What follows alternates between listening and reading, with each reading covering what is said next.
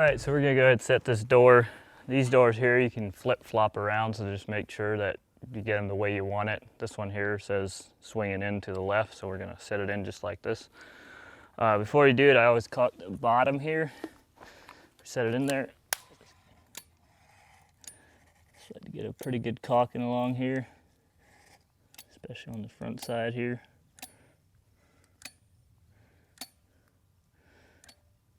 Alright. Just grab it and set it in there.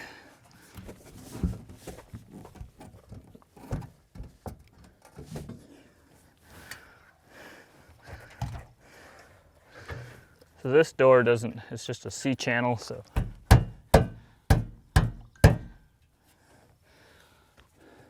of want to do it like that. Let's see here.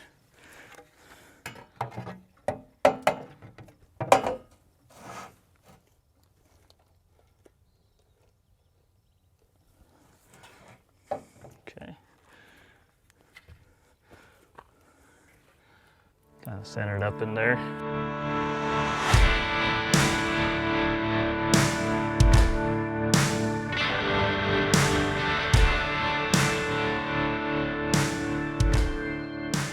So what you're going for here is decent, about 1/8 inch, so gap there, not too tight, not too loose. And then we'll go ahead and cut those off.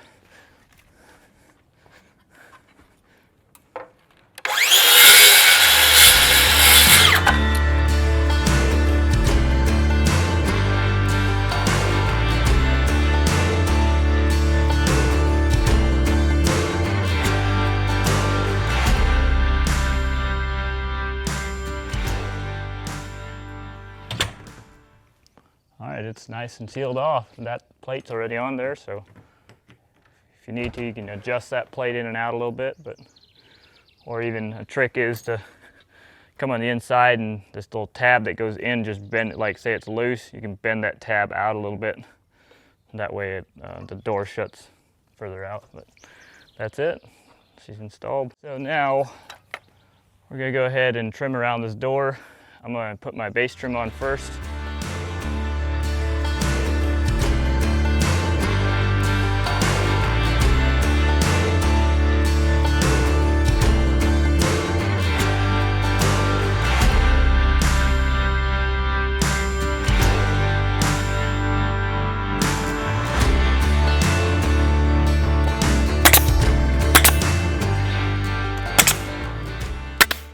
Okay, so now I got that done, so now I'm going to put my J trim around the door.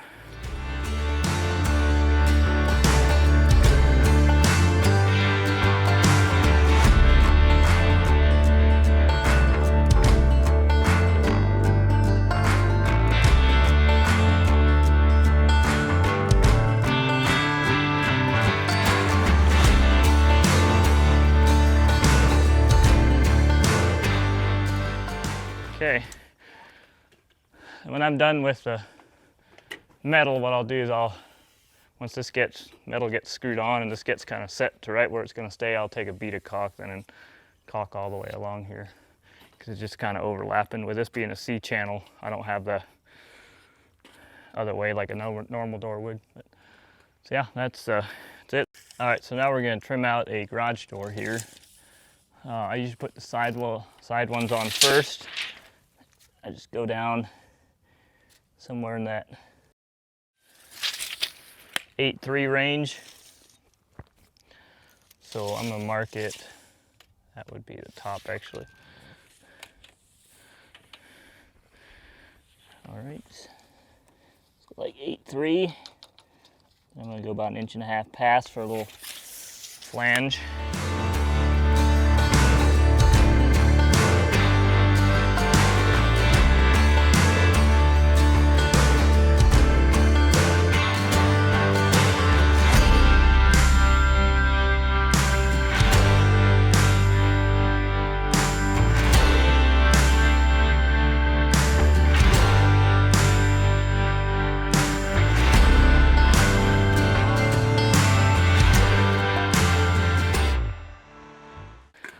So here you can I usually just kind of shove it back in there a little ways. If it's wide enough, you can shove it all the way back in there. Mark both my outside and the framing. Okay, so then here I go from framing to there.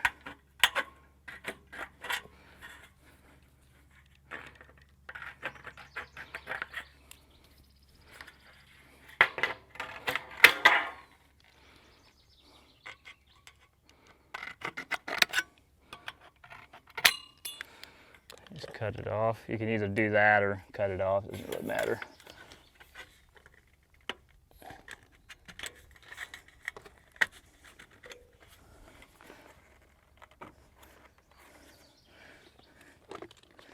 yeah, and just bring it out flush with that. And that way, that just kind of closes that up too as well. That's why I cut it at an angle like that.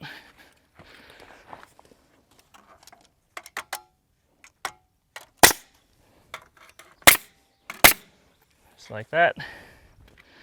You'll just do that at every corner. Just cut it like that. So this is basically an inch.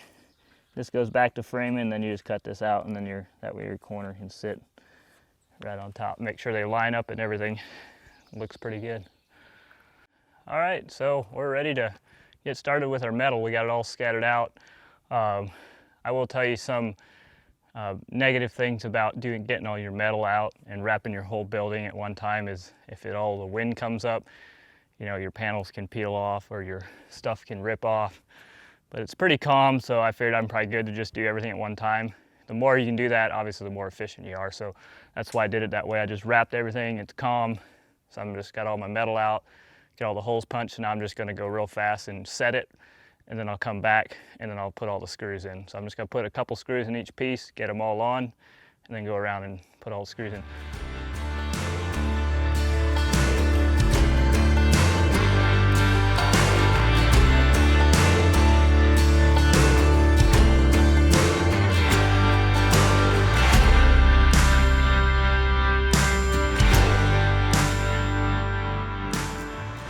All right, so we're gonna start putting this gable on. This is a clean gable, so this will be pretty easy. I'll also show the front gable where I do a little bit more cutting around and how I go around all that stuff. So here, I got it stacked right. Every piece is right where I want it. So I'm gonna start over here and go that way. So here I'm just gonna grab a measurement right at edge of framing there. And what I do is I just go up tight against there. So tight, I've got 10 foot 2 1/4. So I'm gonna give it 1/4 3/8 of slack. So I'm gonna go down to like 10-2 or a little under 10-2, probably like 1 7/8.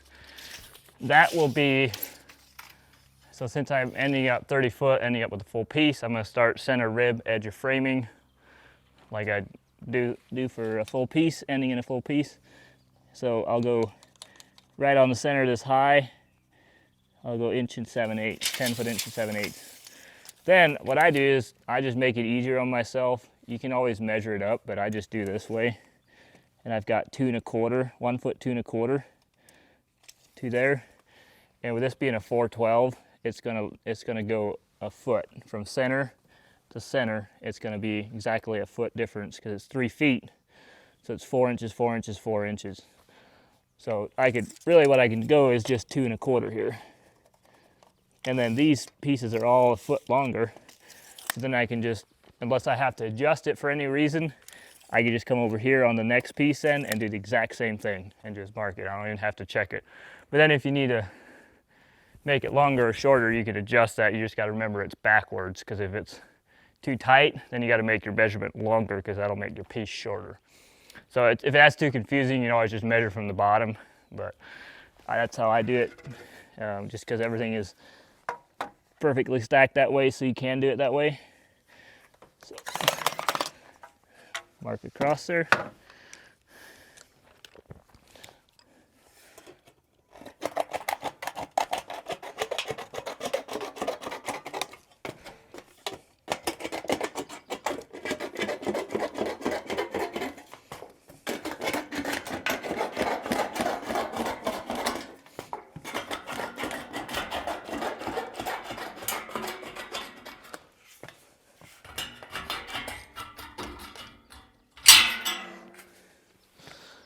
Then here, since that bird box is going to be a little bit in the way, I'm just going to notch it out a little bit. I'll get covered by the corner.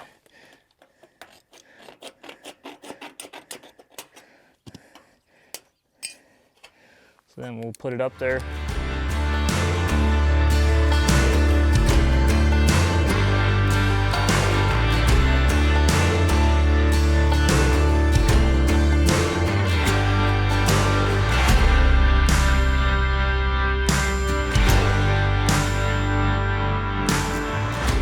Now we're coming to the front gable, which is a little more detailed. You have to cut around all these doors, but everything else is still kind of the same. Basically just get your measurement like we did over there, 2 3/8. So I'm gonna go 10-2, go 3/8 less. And then here, I'm probably gonna have to cut it. It probably is gonna dive into here. Yeah, I got about 3 foot from tight from edge of framing. So I have to go a little bit less than that. So probably about 35 3/4. And then here, I get about 8 3/8 from the top. So if I just go maybe a quarter less, 8 8.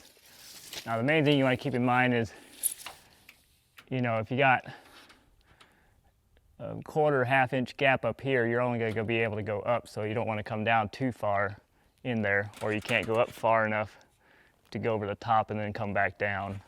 So that's why I'm going 3/8 and then quarter, so it should fit in there pretty well. So I'll just go quarter less.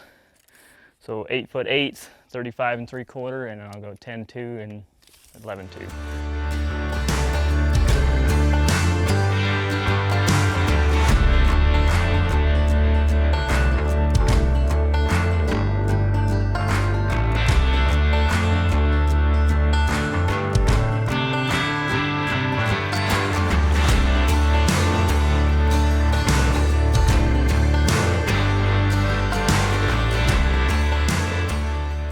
We're gonna go ahead and put on a corner here for if you got one that doesn't have overhangs, it's pretty easy. Just run it up with even with the wall metal, put an angle on it.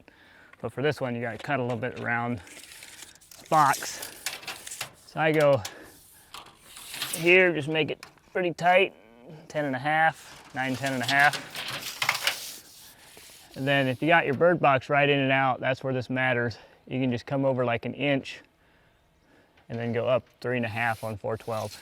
And if you want to, you can measure this too, see what you got. I've just done it enough, I know exactly that you just go up 3.5.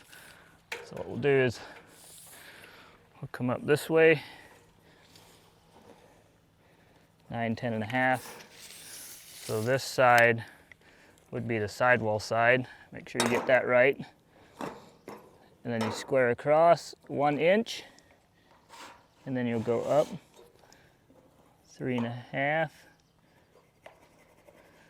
and then you'll 412 it, since this is a 412 angle. From that point, that inch over point up over.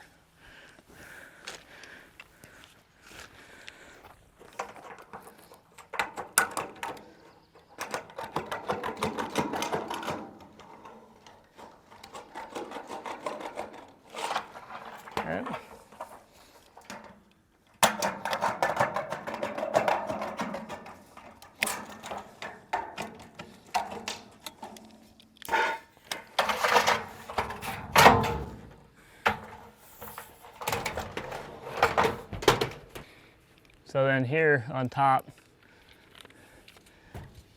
sure it still looks square, just put it in line with that top row. Okay.